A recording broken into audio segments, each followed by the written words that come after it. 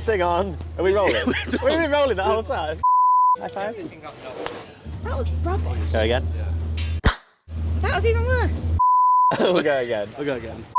So good morning. You join us on race day. That's Saturday, first, I guess, competition day of the weekend. What's the date today? Something middle of March. It was absolutely slinging it down yesterday. It really was. Properly wet conditions, but today, as you can see, we've got a bit of sunshine, which is lovely. We don't know what to expect for the race. We're thinking probably dry, but as you can see from the ground right now, it's still wet, so chances are it'll be a wet practice, wet qualifying. I think we'll probably still risk it on slicks though if we can get a dry line maybe. Anyway, let's introduce the car. This is car number 53 that Tommy and I are going to be racing for the season, known as Eleanor. And anyone that is a bit of a film buff will know it's named after Gone in 60 Seconds. There she is. Yep. There's Eleanor.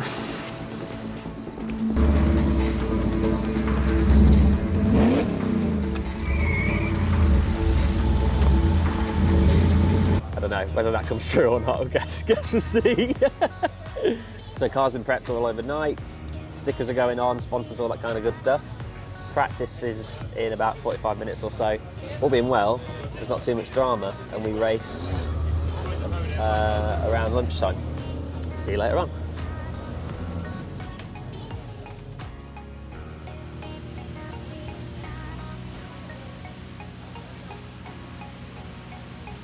It's at this point the atmosphere in the paddock shifts from nonchalant car-based japery to feverish silence as we try to get focus for qualifying. Sadly, what happens next wasn't quite what I'd hoped for.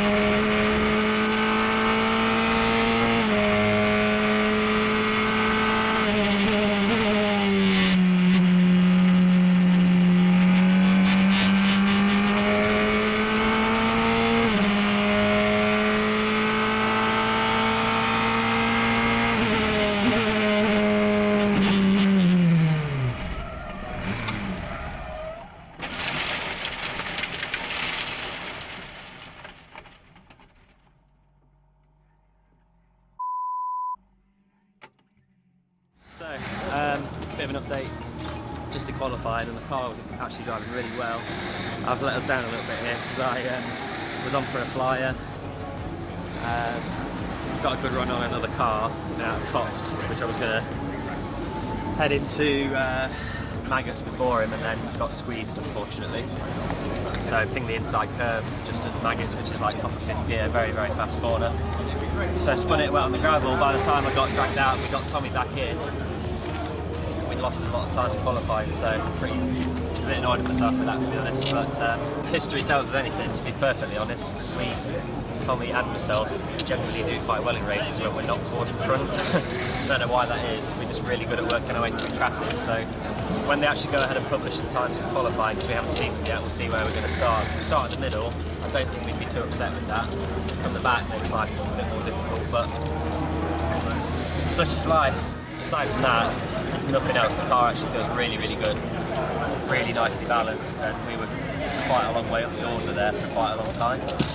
So let's see what the race looks like. Give you an update a little bit later on.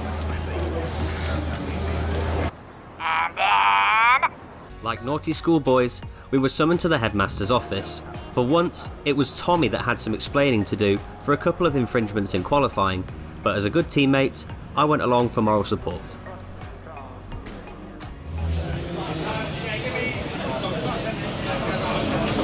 So at this point I have to make myself scarce, because all that cleaning that's going on is my fault.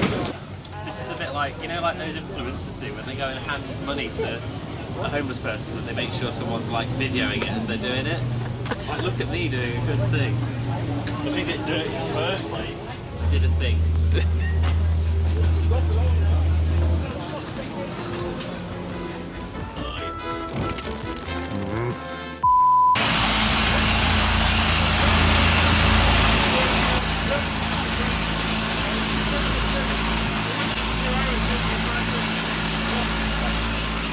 After a suboptimal qualifying, it has to be said, we bagged P7 on the grid for race 1.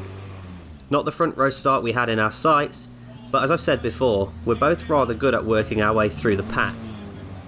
As the pro in our lineup, Tommy would start the race.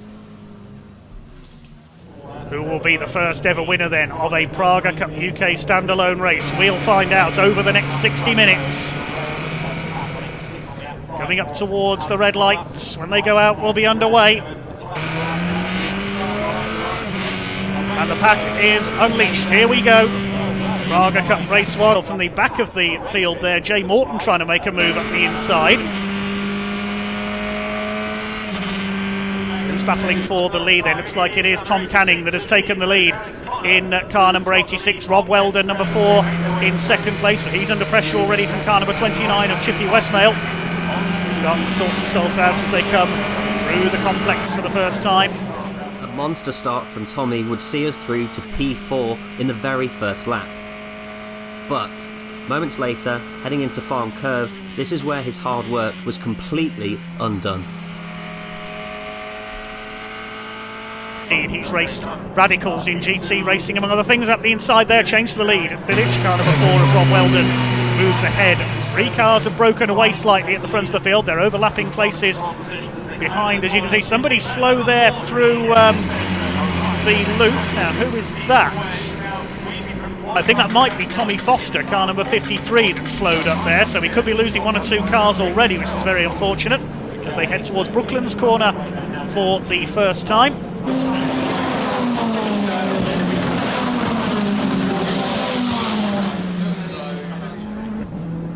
Well, it's a great race so far, isn't it? Even more pit action very quickly. Miles Lacey. Miles, how are you feeling ahead of this one? How you doing? I'm very well. How are you, more important? Because you're about to go out. Yeah, I know. Bloody hell, is that what I'm doing next? Yeah. First ever Praga race as a standalone series. How's it gone for your teammates so far?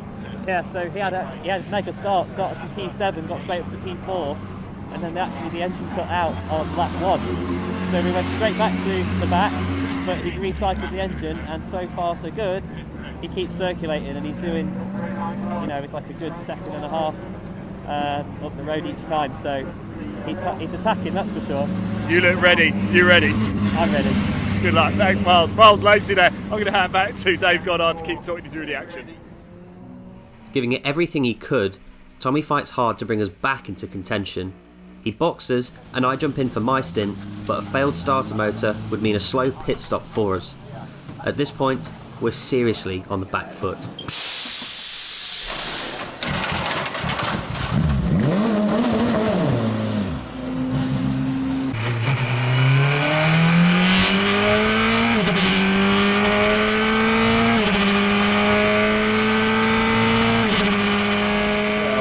Tommy, quick word if we can. Just chatting to Miles, he was saying you've done very well out there. What was it like?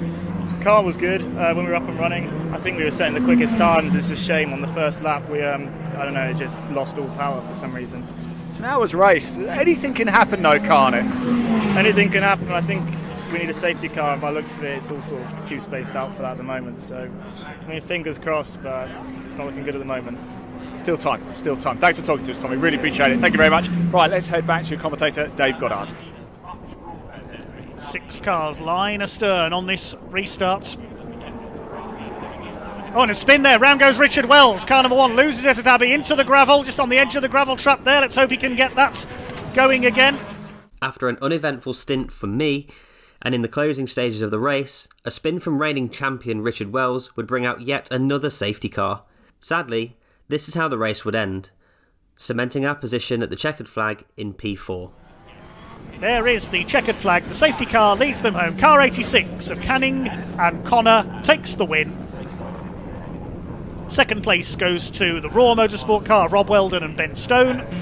And third to number 28 Tim Gray Motorsports, Jack Tomalin and Stefano Leni.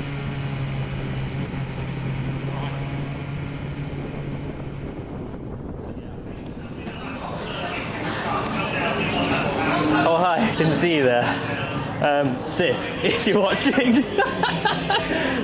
We're always happy to use your products around the paddock, and you know, you want to come and support a young, handsome racing driver. Not me, obviously, but there's plenty around here, then we'd more than happily speak to you. Anyway, in all seriousness, we're going to wrap the day up here, so that's the end of the first ever Praga Cup race on the Saturday, which has gone, I think it's been quite mixed for everybody really. We just spoken to Ben, and obviously he had a bit of bad luck there for sure. And so did we, really disappointingly. You know, we were well up the order. Tommy was absolutely flying, really driving well, proving that I guess the car can be up there, no issue at all. We just had some reliability issues today which let us down. So all being well, we get a result tomorrow, car looks after us, and we can get some silverware. See you tomorrow. You're starting tomorrow as well, is that right? So yeah, okay. So the AMs are starting tomorrow, is that right? Well, yes. Yeah, I'm not sure. I don't know. How did you sneak in there then? I don't know. Yeah. One way or another. Well, good on you. Yeah, no. Yeah. What do you mean sneak in there? It's painfully obvious that I'm an AM. Yeah, that'll be interesting tomorrow. But I think, what are we expecting weather-wise tomorrow? Have we looked at that yet? So it's going to be a mixture, it's isn't it? like today, but yeah, I think probably could be a repeat. So, will it, won't it, this in the morning, and then I think probably a dry race, but I think it's variable. Yeah, so sure. All right. Well, be a mixed bag, but we're ready. My tyres have been dusted off, they're covered in mud, but they look all right, so we should be okay, and then hopefully it'll be a good run. But yeah, I would say my top tip would be get as much heat in your tyres as you can before the race starts. 100%. And have good luck and good run. Fingers crossed. Cool. Thanks very much, Ben. Thank you. Cheers, Pleasure. Okay, morning. This is Sunday, final day of the weekend that we're racing. So we're actually qualifying a little bit later than we did yesterday.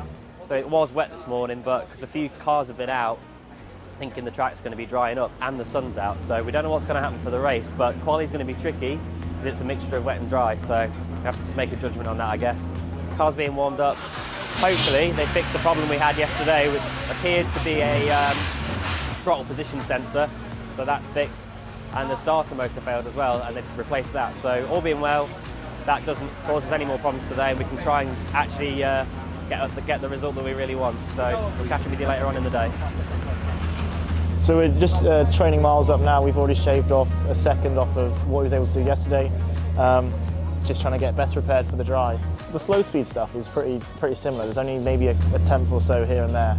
It's just the high speed stuff which we're really focusing on. And yeah, it's already 50% better than yesterday, so a little bit to go yet, but it's all moving in the right direction. We qualify again in the morning for Sunday's race. Your position is determined by taking an average of the two drivers' fastest times. I roll out first to put my balls on the table. Tommy follows, and we place ourselves third on the grid for race 2.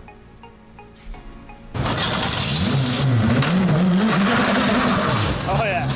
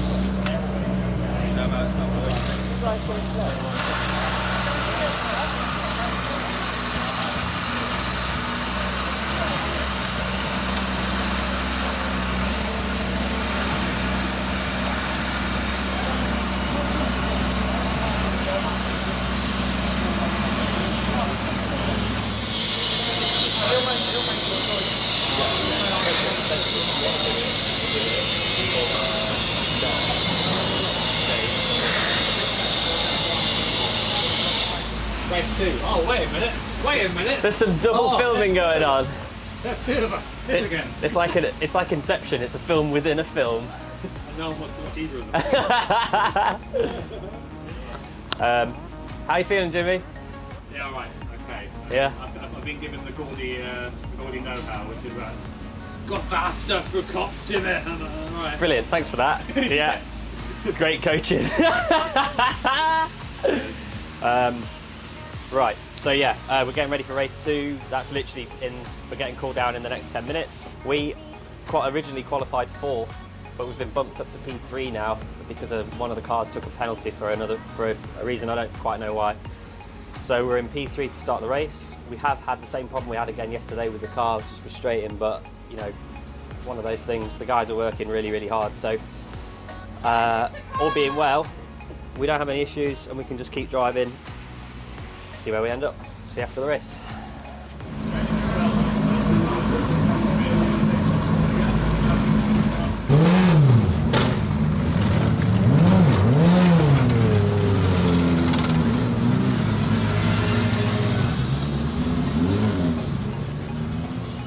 Feeling rather underwhelmed after Saturday's race, we were eager to show what we were really capable of in the race to come. But following the theme of the weekend for us, the car would once again deliver a punishing series of issues that result in me pulling into the pits and missing the start of the race.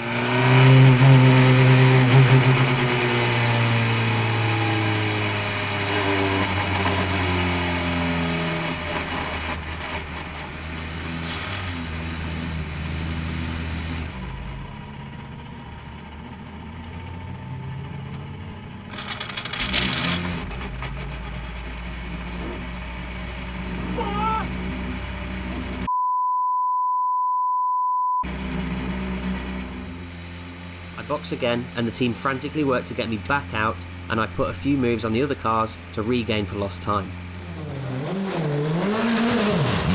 Just when we thought we'd been dealt every bad hand possible, a final crushing blow would end not only our race, but our weekend for good. The 53, which is recovering. Now this car, of course, a few laps down after those problems early on. So Miles Lacey is back out there. If we could get the original stick, Perry McCarthy out in one of these cars. Smoke from the 53 car. That's Miles Lacey and Tommy Foster's car is in trouble again, and that looks terminal to me, sadly. Smoke everywhere. He's pulling off at Stoke Corner. The 53 car from Idola Motorsport, very much out of the race. That looks like a blown engine.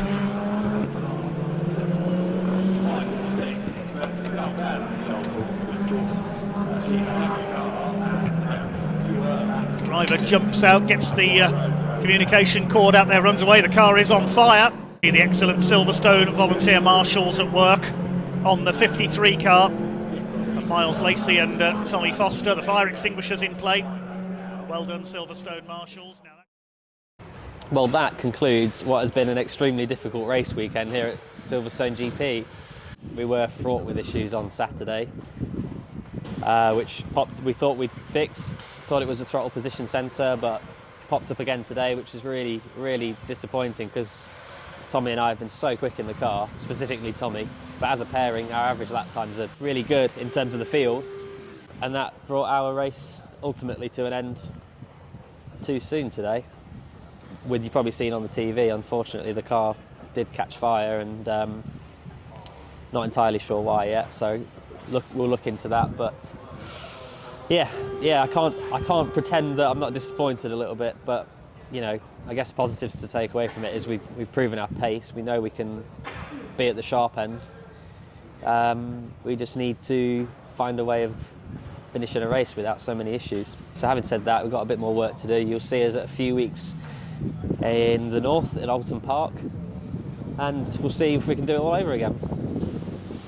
Well, as you can see, I'm still here, and thankfully the marshals at Silverstone did a fantastic job on the day, as they always do, and frankly at any circuit we go to. So big thank you to them. We wouldn't be racing if they weren't doing the job they do. It's actually 3 weeks ago since we shot that footage, and only yesterday we were at Alton Park for what was round 2 of the Praga Cup. That ended up being a very, very different scenario for Tommy and I in a very positive way, so we can't wait to share that story with you.